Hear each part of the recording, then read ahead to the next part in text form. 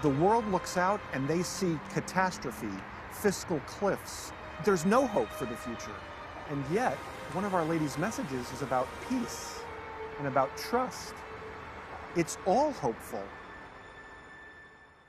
If you throw God, the author of life, out of your laws, they become unjust, burdensome, they become intolerant.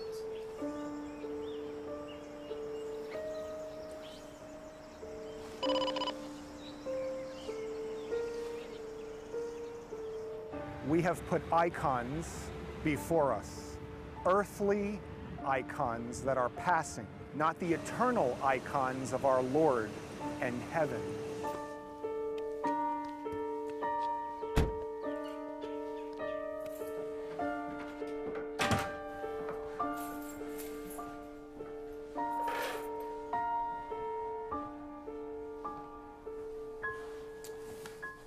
Excuse me. Hello. Dr. Bruchalski. Nice to meet you. Oh, it's Juan a pleasure. Cotello. Juan Cotello. Yes, the advocate of the devil. Here's my card. You have a nice couch. I have a nice couch. Yes, I see you're making yourself at home. Yes, do you want to talk? Feel at home, you too. I would love to ask you some questions. Yes, me too. Let's talk. So you're a doctor? I'm a physician, yes, sir.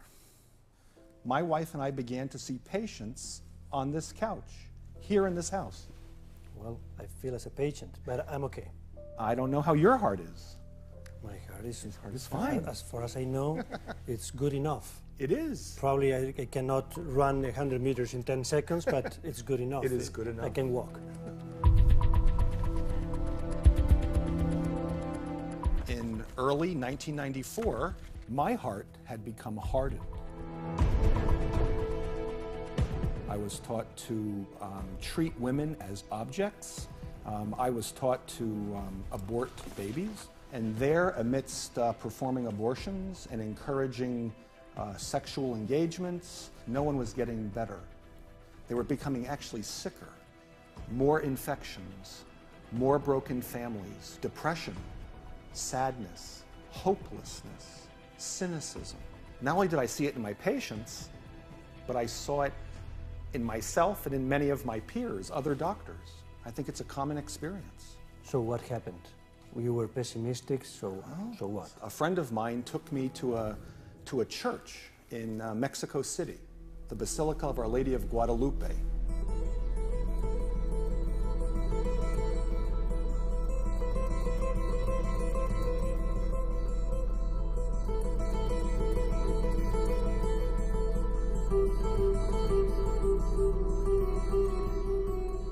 We went as tourists. I grew up in a religious family, in a Catholic family, but I had long left that myth behind. I was standing amidst people watching a mass. And at the end of a busy day, hot, it was packed, I heard in my heart, "Why are you hurting me?" I remember it caught me by surprise. Had I drank too much beer? Was it too hot? I looked around me. There was no English-speaking people. The voice came. It was feminine. It was direct. It was to me. I thought I was losing my mind, Juan Manuel. But you heard that voice as you are hearing my voice? I heard it as I'm hearing you right now. And it was direct. It was penetrating. Why are you hurting me? I put it out of my mind because I was busy. I didn't want to deal with it. And so I went back to my training, and I was there in the middle of aborting a baby. We miscalculated the age, and the baby was over 500 grams when I delivered it alive. So I had to call the nursery doctor to come and revive the baby. And she looked me in the eye and she said, "Johnny, you are better than this. Stop treating babies as tumors, cancerous tumors." And I questioned her. I said, "What? Doc, what do you mean?" She says, "You're better than this. You know why you went into medicine, to help people. This is not helping." She says, "Listen, I just came back from a place called Medjugorje. I think you could do fine by going there. Juan Manuel, when I went there, I found love.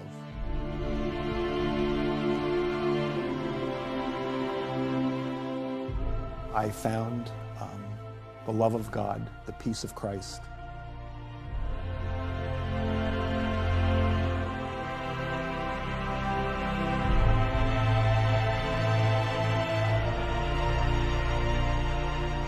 I found the love of my Heavenly Mother.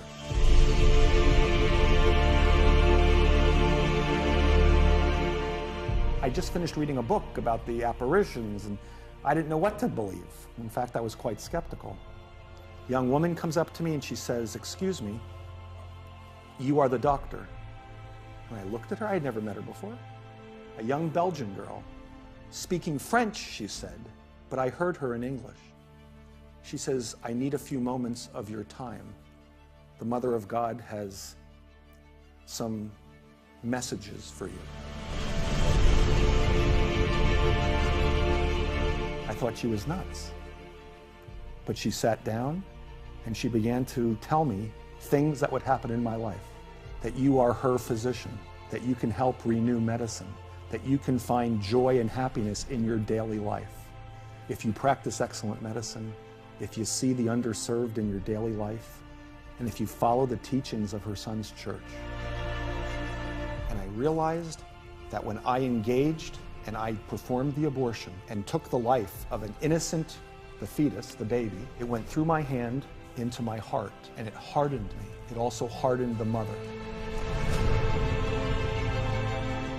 So I went from being self-centered and self-assured to, oh my God, what am I doing?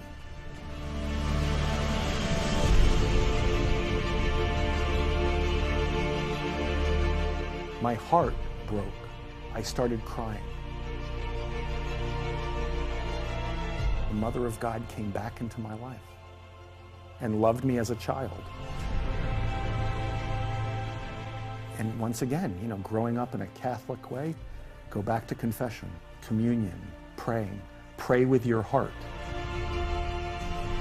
I went to my professors and I told them, I said, I no longer can perform abortions. And that's when my wife and I stopped the other practice and we opened up our own practice here in Virginia. We began to see patients on this couch, and they came from all over.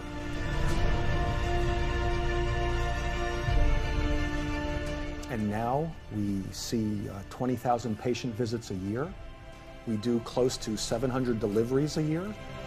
It's more than just treating a disease.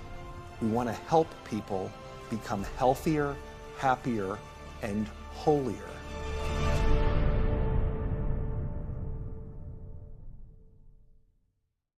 Let me tell you something about myself. Whenever I go to the doctor, I make an act of faith. If the doctor says to me, you take this pill, I will have it. You have to start eating this and stop eating that. I will obey without asking questions, just because the doctor says that. Why is it so difficult to accept God's recommendation? And we need to ask always, why, instead of just having the medicine? It's a very good question. I believe that it's because of pride. We want to do it our way on our time. I'm okay, as you say. I'm okay, I'm fine. And yet all of us are searching in our hearts for something more. The number one prescription is antidepressant medicine. Paxil, Prozac, Zoloft, Celexa, antidepressives. People are empty and they have no idea why. The why is that we've removed Christ from the equation. I fully believe that there is going to be a spiritual reawakening in our lifetime, because I don't see any other answer across the world that has the capacity to transform our hearts from hearts of stone to hearts of flesh, to love more. The only answer is God's mercy. And what if I have done terrible things? Am I also a candidate for this mercy? You're speaking to someone who's killed many, many human lives. Absolutely, Juan Manuel. Absolutely. He's there especially for people who have led horrific lives, no matter what, because his love is unconditional. He would have died on the cross for one person. He loves us that much.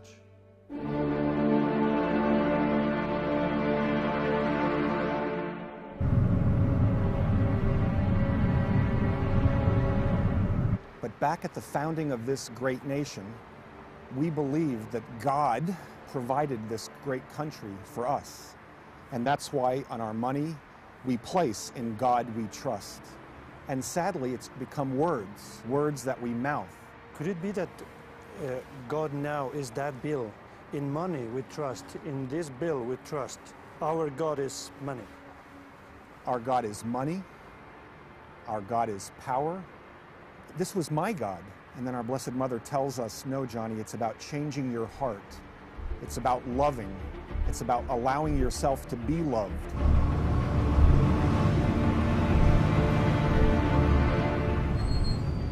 John, could you imagine an arm wrestling combat between the arm of God, okay, you do it, and the arm of the world power? Sure. Legislators, bankers, opinion leaders. Who's going to win? In the short term, they may appear to be winning, but in the long term, David always beats Goliath. Praying from the heart, the Eucharist, confession, fasting, and conversion. Those are the weapons our Lord has given us to use in our daily life to make a difference. Anyone can pick this up. My grandmother, a young boy, a homeless man, a wealthy man. People who are not even Catholic can use this. This is what's going to transform the hearts of legislators, transform the heart of bankers, transform the heart of teachers, of doctors, of film producers, of mothers, of fathers, of children, if we just give them a chance. It's always about love, Juan Manuel. That's all it's about. You can love in medicine, you can love in education, you can love in banking. That's just respecting the dignity of the human person. We are coming to an age where you can no longer be on the fence, Juan Manuel. Are you on the fence? I don't know, maybe yes. It's hard to jump on the other side of the fence and forget about the other side. It is, but just realize there is a perfect time to do that. You will know in your heart when it is. Do you have any prescription for me? Actually, I do, Juan Manuel. I do. So first prescription, Yes. you need to go to Medjugorje. That's a long way. It is, but I'm a doctor, and you need to trust me. I want you to go there, and the only thing you have to do is open your heart. Whatever that means to you, and I know your heart is fine, open it up when you're there. And the second prescription, we're all on a journey, right? I want you to go to Las Vegas. Say that again, please. You know, Las Vegas, Nevada. The lights, The lights. the gambling. Yeah, Las Vegas, Nevada.